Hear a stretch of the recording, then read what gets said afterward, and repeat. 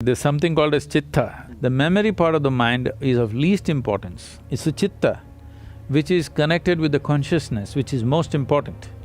If you find a shape for your chitta, that shape will manifest always. There's a beautiful incident. You heard of Andrew Carnegie.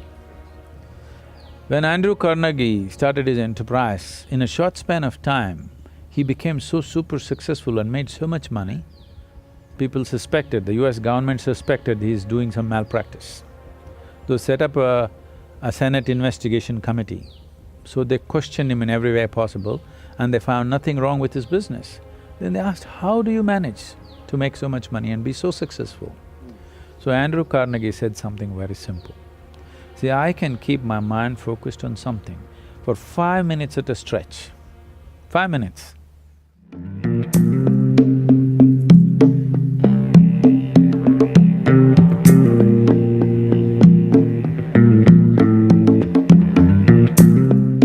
If you're not paying attention to what I'm saying, would you know what I'm talking? No. That's so with every aspect of life, isn't it? Yeah. If you're not paying attention to it, you don't know what you're eating, you don't know what you're breathing, you don't know what's happening. Most people will not notice the fragrance of the flowers or anything, they're just walking through like rocks. Or let me say a bull because they want to, a bull is worshipped in the stock market. So, it's a evolutionary fallback. If you walk like a bull or a bear, it's an evolutionary fallback. You evolved to be a human being, taking millions of years, now you don't want to fall back. To be human means, what is unique about a human being is, we do the same things what the other animals do. It is just that all that the animal can do, we do the same things, but we can do it consciously. That's a big difference. And doing anything consciously will not come if you don't have sufficient attention towards things that you do or things that you do not do. Especially things that you do not do, you must have absolute attention towards those, otherwise they'll creep into you. So this attention deficiency syndrome has happened because people's idea of education is information. Right now, the whole idea of human education system has become heaping you with information. The more information you heap upon on any mind, or let's say starting from childhood, the more he will develop aversion to attention. Because without knowing anything, information gives you a false feeling that you know everything. This has become a fashion now. Today, if you're invited for a dinner party, you Google out information about the 100 billion galaxies, they've all been numbered and named and all that, okay? That 566BZ, that galaxy, about that you know some information. You Google out, get these 2 sentences out and go to the dinner party. Whoever talks to you, they say, how are you? Hey, do you know about this galaxy which is a trillion light years away, which is a BB whatever, and you talk about it, everybody thinks you're smart. There's a whole problem with the world right now. We're considering information, we're mistaking information for intelligence. An entrepreneur or anybody who wants to navigate through any situation needs intelligence, not just information. Information may be useful on the side, but it is intelligence which will allow you to navigate through a particular situation in a unique way, not the way somebody else is doing. We are mistaking information for intelligence. Once you heap yourself with too much information, now attention is a serious problem. Once you have no attention, once you have no ability to hold your attention, you have lost your ability to access your intelligence also. You will just churn out the information from memory. There's a beautiful incident. You heard of Andrew Carnegie.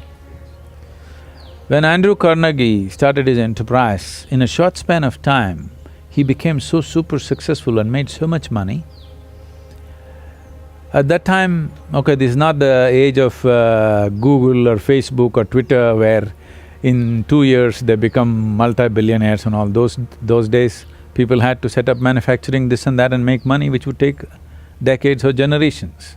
So this guy made so much money in a short span of time, people suspected, the US government suspected he's doing some malpractice.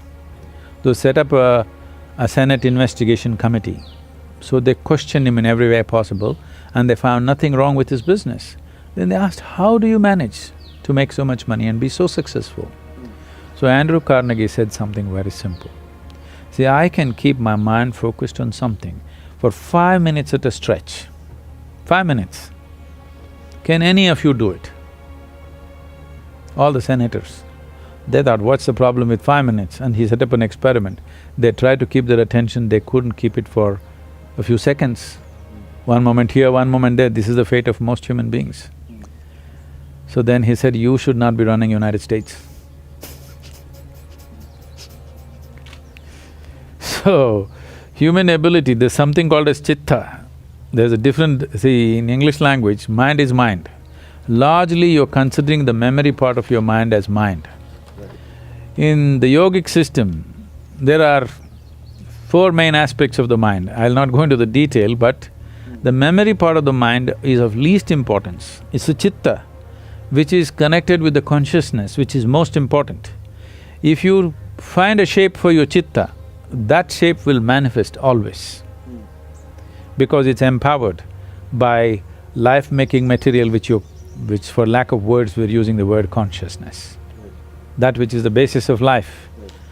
Once your mind is yoked to that, then what shape your mind takes? Mind is like a cloud, you can make it any shape. You can make it godlike, you can make it a devil out of it, you can make a pig out of it, you can make whatever out of it, you know? It's a nebulous thing.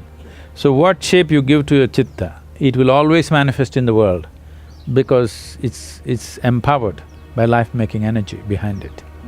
So that is the most important aspect of the mind, not the memory. Memory is important to handle the material aspects.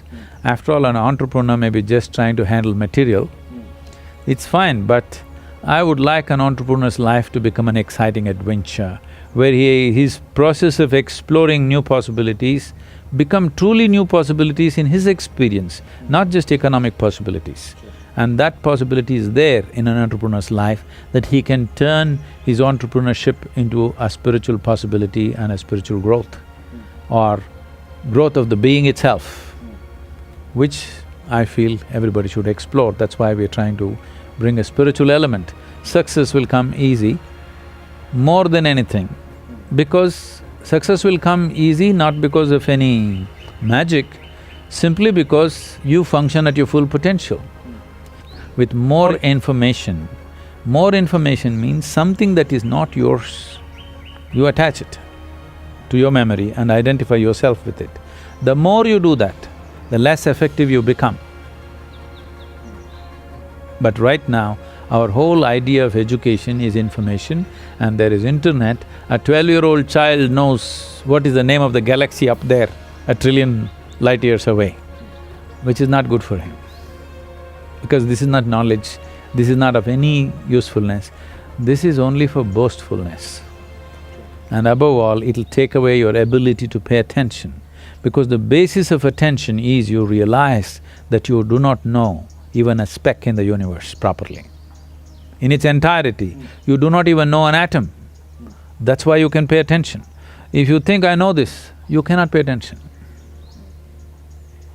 It's the arrogance of information which will bring you attention deficiency.